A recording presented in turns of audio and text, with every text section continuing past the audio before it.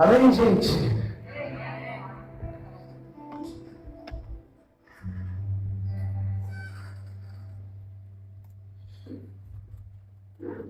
E aí, gente, como vocês estão? Vocês estão bem? Ih, estão fracos, amém? Amém? Aleluia, gente. Graças a Deus. Nosso último culto jovem do ano. Cadê você, gente? Vamos lá, vamos de novo. Nosso último culto jovem do ano. Mas ano que vem vai ter mais e muito. Glória a Deus. Aleluia, gente. Feche os olhos nesse momento. Eu queria estar orando. Senhor Jesus, Pai, nós pedimos, Senhor Jesus, a Tua presença sobre esse lugar. Pai, nós entendemos, Pai, que a Sua mensagem ela é viva, Senhor Jesus. Ela corta, Senhor Jesus, o mais profundo da nossa alma, Deus. Fala conosco, Jesus, nos tira desse lugar, Pai, de mesmice, Senhor Jesus. Nos leva a um lugar mais profundo, Senhor Jesus. Onde possamos conhecer mais, Senhor Deus. Onde possamos, Pai, entender mais de Ti, compreender a beleza da Tua santidade, Senhor Jesus. Nos capacita, nos usa, Senhor Jesus. Que possamos estar disponíveis, Senhor, à Tua presença. Em nome de Jesus. Aleluia. Gente, estou muito feliz mesmo de estar aqui com vocês. Creio que foi um ano desafiador para a gente, para mim, para minha esposa. Foi um ano de muitas lutas, mas de muitas vitórias também. Creio que foi um tempo precioso, cada momento que a gente teve, e creio que ano que vem vai ter muito mais. Gente, para entrar na mensagem, o tema que eu coloquei foi vida de presença, né? Viver uma vida de presença no Senhor. E em todos os meus anos de vivência em uma comunidade, em uma igreja que eu já vivi, né, experiências que eu já vivi em algumas das igrejas que eu passei, a gente pode, assim, o que eu pude ver são duas características de jovens que se tem muito, né? Entre esses dois exemplos, o primeiro jovem, né, entre aqueles que eu já percebi, que eu vi vivenciando em igrejas, né, o primeiro jovem é aquele jovem que é indiferente na presença de Deus.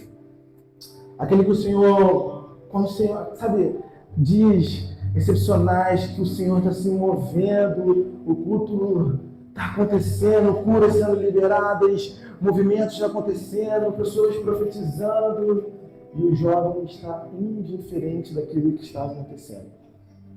Né? O outro, por exemplo, existe o jovem que parece ter uma espiritualidade lá em cima. A gente vê, né? O jovem que parece espiritualizado demais, e na verdade não tem nada de verdade em sua vida ordinária. Na verdade, ele está aqui, mas ele não... Além disso aqui, ele chega em sua casa e ele está preocupado com outras coisas. Ele gosta da igreja, ele gosta de estar até aqui. Mas não existe verdade em sua vida. Na verdade, eu até entendo esses dois tipos de jovens. Porque eu já fui esse tipo esse tipo de jovens. Eu já passei por essas fases e sei como que é. Né? O primeiro, ele está ali, muitas das vezes, frequentando uma comunidade, estando numa igreja, porque foi convidado por um amigo muito próximo está ali, vivendo a vida de igreja, e ele vive junto. Mas ele não compreende muito bem o que está acontecendo ali. Tem até aquele jovem que sempre esteve ali, correto? Sempre teve jovem, sempre esteve naquele lugar.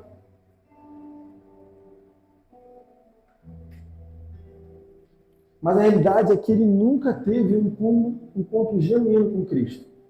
Nunca teve uma metanoia. Mas o que é metanoia? E eu queria explicar para vocês. A metanoia representa o processo de arrependimento e conversão do indivíduo para determinada doutrina. Consiste na reinterpretação que a pessoa tem da sua vida, seja moral, intelectual ou espiritual. Então, a verdade é que ele nunca teve um lugar de profunda habitação da presença de Deus.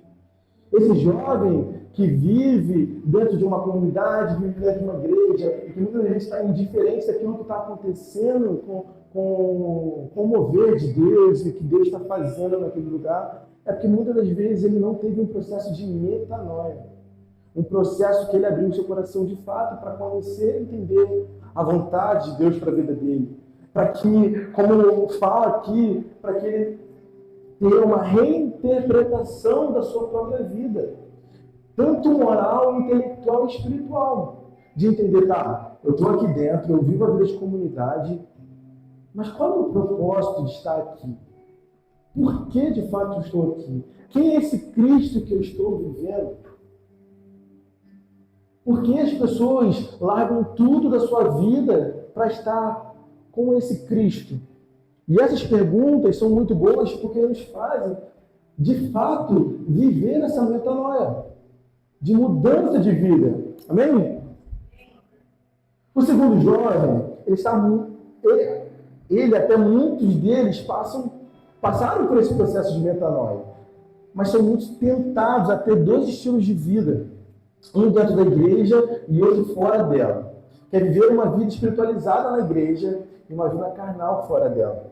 Ama as coisas da igreja, mas ama também as coisas do mundo. E o que fala pode oferecer, quer viver o extraordinário, mas não quer ter uma vida de dependência numa vida ordinária. É o famoso jovem que ama os dois estilos de vida. Ama a presença do Senhor, ama Deus, ama servir até na casa do Senhor, mas fora daqui não tem uma vida como os preceitos bíblicos falam, vivendo uma vida de amor, de zelo, de compaixão, de intimidade e busca na presença do Senhor. E eu queria que você abrisse as suas Bíblias agora, ou você mesmo no celular, entrasse abrisse sua Bíblia em João 17, capítulo 3. Consegue ler para mim, Gabi?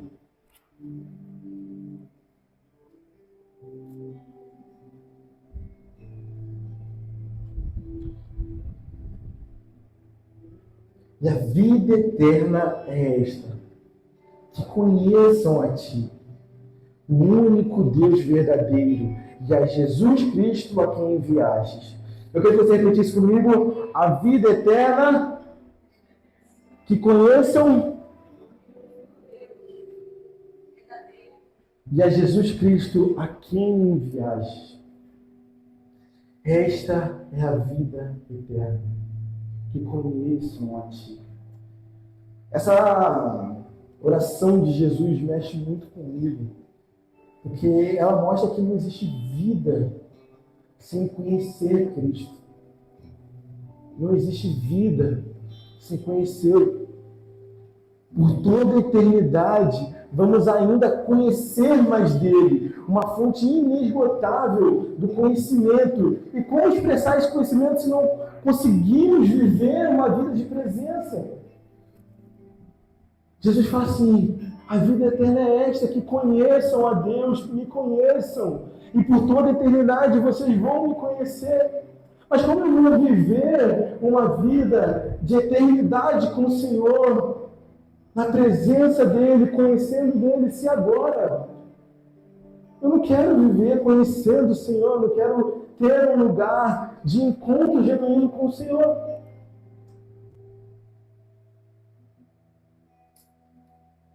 Como ir para a eternidade, conhecer Ele eternamente, se isso não reflete agora?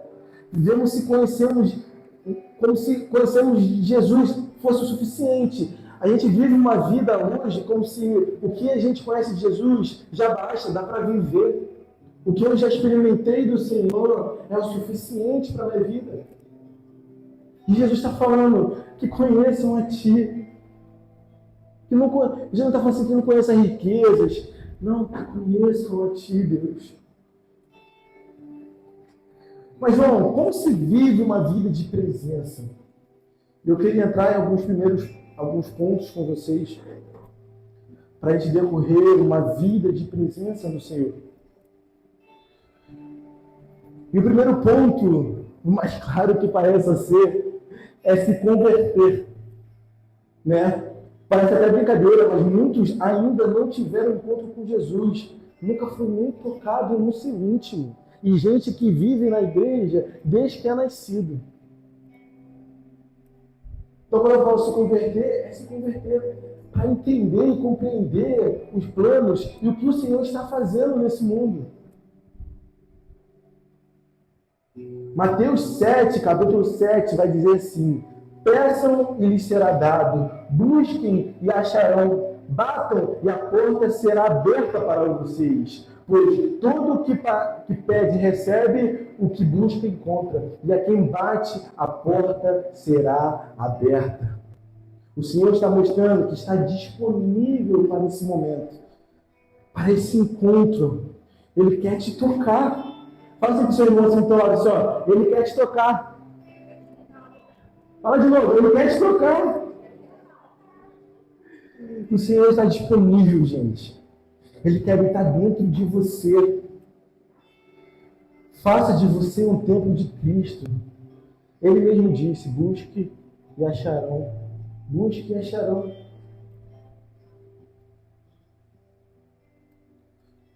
O segundo ponto é que o Senhor, ele chega e ele promete algo. Ele promete o Espírito Santo. O Senhor, ele promete o Espírito Santo. Há uma promessa do Senhor para você, meu irmão, e que tem se cumprido. Essa promessa que ele trouxe do Espírito Santo tem se cumprido. E é muito interessante a gente ver como o jovem tem potencial na mão de Deus. A gente vê, foi até uma coisa que eu falei no último PG, com os jovens, eu falei que os maiores movimentos que acontecem no Brasil são de jovens. As maiores conferências que tem são de jovens, movimentos nas ruas são de jovens, pessoas que estão famintas pelo Senhor. O jovem tem a capacidade, muitas das vezes, como a Aline falou aqui, como o jovem não tem as suas obrigações, muitas das vezes, estar casado, estar tendo outras obrigações, ele consegue ter uma vida de 100% para o Senhor. E a gente vê como que os jovens conseguem impactar uma sociedade hoje em dia. Existem movimentos como o movimento Céu na Terra, que é feito em Brasília, numa praça, lotada, abarrotado de jovens que vão para lá famintos, doidos para conhecer mais do Senhor, doidos para ver a beleza do Senhor acontecendo sobre aquele lugar. Movimentos como conferências, como Dunamis, como Desescope, como entre outras aí, tem várias. E o Senhor tem feito maravilhas, jovens se arrependendo. Gente, o Senhor prometeu e está cumprindo. O Senhor está derramando a presença dEle. O Senhor está derramando a presença dEle. Joel 2:28 vai falar o quê? E acontecerá depois disso que derramarei o meu Espírito sobre toda a humanidade. Os filhos e as filhas de vocês profetizarão, os velhos sonharão e os jovens terão visões. Já lá no Antigo Testamento, o Senhor estava profetizando que o Espírito dele seria derramado sobre toda a humanidade. Está disponível, jovem. A presença do Senhor está aqui. Aleluia! A presença do Senhor está aqui. Ele prometeu. O Senhor se faz presente, faz uma promessa. Estamos vivenciando essa promessa. E como saber se estamos vivendo essa promessa de fato? É só a gente olhar para Atos dos Apóstolos. Na verdade, deveria ser Atos do Espírito Santo. O nome deveria ser Atos do Espírito Santo, não Atos dos Apóstolos. Porque a gente vê como o Espírito Santo se movia na igreja primitiva. E quem já parou para ler Atos, vê como é lindo o mover da presença do Senhor. A gente vê Pedro indo ao templo, e aquele aleijado falou assim, me dê algo para comprar, para eu comer. E Pedro fala, eu não tenho ouro nem prata, mas o que eu tenho eu te dou. É a presença do Senhor. Pedro tinha uma vida de presença. Pedro preso, e a igreja orando, a igreja tendo uma vida de presença. Assim como Joel proclamou que derramaria a presença sobre toda a humanidade, aquela igreja se fazia parte daquilo, e orava. E o que aconteceu? O que aconteceu, igreja? Os cárceres foram abertos. O anjo foi lá, buscou Pedro. Aleluia! E daqui a pouco você vai ver lá na porta, ó, batendo assim, e o povo, para que tá na porta? Quando alguém acha que é até meio ágil de ver Pedro. Rapaz, que eu tô maluco. Será que é Pedro mesmo que eu na porta? Isso é a presença se movendo, gente. Paulo, ser picado por uma cobra venenosa, mortífera. Não aconteceu nada. E acontecerá depois disso que derramarei meu Espírito sobre toda a humanidade. Atos 2. Ao cumprir-se o dia de Pentecostes, estavam todos reunidos no mesmo lugar. De repente, veio do céu um som, um vento impetuoso, encheu toda a casa. E onde estavam assentados, apareceram, distribuídas entre eles, línguas como de fogo, os quais pousaram sobre cada um deles. Todos ficaram cheios do Espírito Santo e começaram a falar em outras línguas, segundo o Espírito lhes concedia que falasse. Existe uma promessa e o Senhor te chama a viver esta promessa hoje. Não é amanhã não, gente. É hoje. Fala para o teu irmão do lado. É hoje. Não deixe para amanhã o que você pode viver hoje. Não deixe para amanhã, não espere o amanhã. Não, eu preciso me consertar mais. Eu preciso... Abre o seu coração, gente. O Senhor te chama hoje. Busque a presença do Senhor. Se nós, às vezes, somos pais maus, damos o melhor para o nosso filho. Quem dirá Deus que não dará a presença do Espírito Santo àquele que pedir? Feche seus olhos nesse momento, deixa eu declarar sobre a sua vida. Senhor Jesus, eu declaro a vida de cada um aqui que está em conflito, que está entendendo o propósito do que o Senhor quer fazer em cada um aqui, Jesus. Pai, venha com o teu Espírito Santo. O teu Espírito Santo traz clareza. O teu Espírito Santo quebra, Pai, correntes de maligno, Senhor Jesus. O Espírito Santo, Pai, muda vidas, Pai. Senhor Jesus, vem trazendo metanoia em mentes, Pai, que estão com mentes fechadas, Senhor Jesus. Vai trazendo transformação em nome de Jesus, Deus. Em nome de Jesus, Deus. Mas existe mais um ponto que eu queria entrar com vocês. E esse ponto é um ponto extremamente importante. Eu já falei sobre se converter, de fato, abrir o seu coração para que você tenha experiências profundas com o Senhor. O segundo ponto é que o Senhor prometeu que Ele derramaria a presença e que a gente seria morada para a presença dEle. Só que existe um terceiro ponto, e esse ponto ele é muito importante para a nossa vida, que é se posicionar no Senhor. Existe uma responsabilidade nossa como cristão, que é viver uma vida de dependência e chamá-lo a viver conosco. Não existe uma vida onde não temos responsabilidades, porque devemos viver uma vida como pequenos cristos. Viver uma vida semelhante a como Cristo foi. E para isso temos que tomar algumas atitudes em nossas vidas. Amém ou não amém? E o maior exemplo de posicionamento, eu queria que você coloque aqui, Gabi, Êxodo 33, 15 ao 18.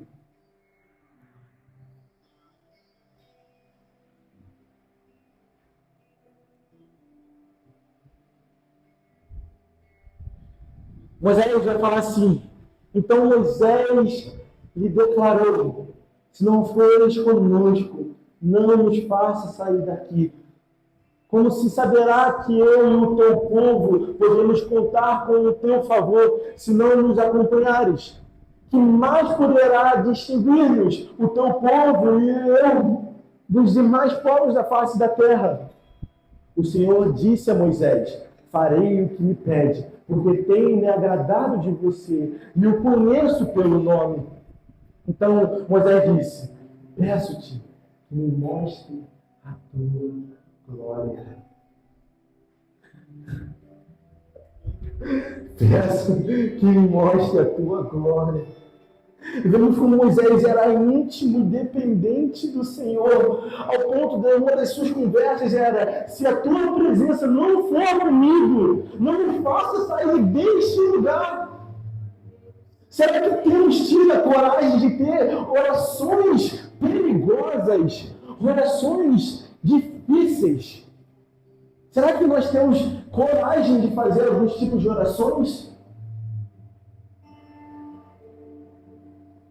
Orações que fazem a gente mudar de direção. Orações que fazem Deus ter favor sobre você. O Senhor está te esperando. Como? Senhor, nos coloca nesse lugar. Assim como Moisés falou, se não tem ninguém, envie-me eu. Orações difíceis de serem ditas. Mas se colocar no lugar de responsabilidade, se posicionar no Senhor Jesus. Tozer, em um dos seus livros, ele enfatiza algo. Ele fala assim, ele enfatiza que a busca por Deus não deve ser uma atividade sazonal, mas sim um comprometimento diário que transforma a nossa vida e o nosso caráter.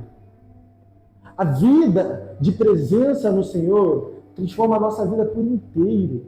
Mas não é algo sazonal, não é algo que eu venho num culto e tenho experiências extraordinárias e fica só por isso. Eu chego em casa e consumo as besteiras que o mundo tem para me oferecer. Onde eu vivo uma vida aqui de experiência extraordinária, mas chego em casa, a minha cabeça está em outra coisa. Minha cabeça está em pessoas do mundo, no que meu amigo vai pensar de eu estar vivendo, falando do Senhor Jesus dentro de uma faculdade, dentro de uma escola. Eu estou preocupado com o que o meu amigo está vivendo, porque eu quero viver o que o meu amigo está vivendo. Eu estou aqui na igreja, mas a primeira oportunidade que eu tenho para viver algo fora da igreja, eu estou vivendo também. Eu estou me permitindo a viver as coisas desse mundo. E como você vai ter uma vida de presença tendo dois tipos de caráter? Não existe isso. Não existe isso. Existe uma vida de dependência, de se posicionar no Senhor Jesus. Amém? Se a nossa vida não for uma vida completamente entregue a Cristo, a gente não vai viver experiências extraordinárias. Se a gente achar que é só chegar aqui domingo e esperar o mover de Deus, não, só esperar aqui, vou esperar. Acaba o culto, às vezes Deus já passou, você nem percebeu. A vida ordinária tem que ser uma vida de contemplação. Uma vida de contemplação no Senhor Jesus. Se a gente entender o poder da oração, e a gente achar que ora bastante, infelizmente eu sinto te dizer, a gente não ora bastante. Na verdade, a gente não sabe nem orar. A gente tem medo de orar algumas coisas. Oramos a Deus como se fôssemos meninos, não como homens maduros, porque a gente não se aprofunda verdadeiramente no Evangelho. Gente, o Senhor prometeu o Espírito Santo dele, não existe mais nada mais belo do que a presença dele. Não existe mais lindo do que a presença dele. Quando chega, ele muda corações. Davi, fala de Davi, um homem que viveu segundo o coração de Deus. Davi, em Salmos 61, 1 ao 8, coloca para mim Salmo 63, de 1 ao 8. Eu queria que você lesse comigo o que Davi fala aqui. Vamos lá, todo mundo junto? Ó Deus, Tu és o meu Deus. Eu te busco intensamente. A minha alma tem sede de Ti. Todo o meu ser anseia por Ti, como em uma terra seca, exausta e sem água. Certamente eu te cumprirei no seu reino, e vi o teu poder até. O teu amor é melhor do que a vida. Por isso os meus diabos me trabalham. Enquanto viver, eu te bendirei, teu nome levantarei as minhas mãos. Minha alma ficará satisfeita quando tem com os lábios jubilantes, a minha boca te louvará. Quando me deito, lembro de Ti, penso em Ti durante as vigílias da noite. Porque és a minha ajuda, fonte de alegria, a sombra das Tuas asas. A minha alma pega-se a Ti, a Tua mão direita me sustenta. Gente, isso é a coisa mais linda. Isso é alguém que é apaixonado pela presença de Jesus. Davi, sabe onde Davi estava? No deserto. Sem comida. Sem o que beber. E ele fala assim, o meu corpo te almeja. A minha alma tem sede de ti. Ele estava no deserto sem um copo d'água. Em teu nome levanto as mãos, com saborosa comida se farta a minha alma. Com júbilo nos lábios a minha boca te louva. No momento quando de ti me recordo e em ti medito. Existe beleza, cara. Davi encontrou a beleza na presença de Deus. Davi encontrou beleza na presença de Deus. Davi entendeu que não precisa de um culto para viver momentos extraordinários na presença de Deus. Às vezes, no momento mais difícil da sua vida, pode ser o momento que você terá um encontro genuíno com o Senhor. Porque é muitas das vezes nesse momento que você se abre de verdade para o Senhor, que o medo já não te consome mais e você abre o seu coração para o Senhor. Se posiciona, jovem. É hoje, não é amanhã. O que Ele já prometeu lá atrás está se cumprindo hoje. E Ele chama os seus filhos para viver o extraordinário no Senhor. Eu queria que você ficasse de pé nesse momento. A banda pode subir, em nome de Jesus.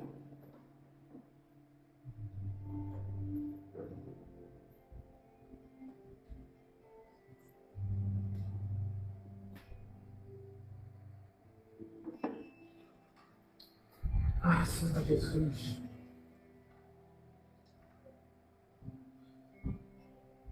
Faça-nos contemplar a Tua beleza, Senhor Jesus. Possamos ter essa responsabilidade dentro dos nossos corações, Senhor Jesus.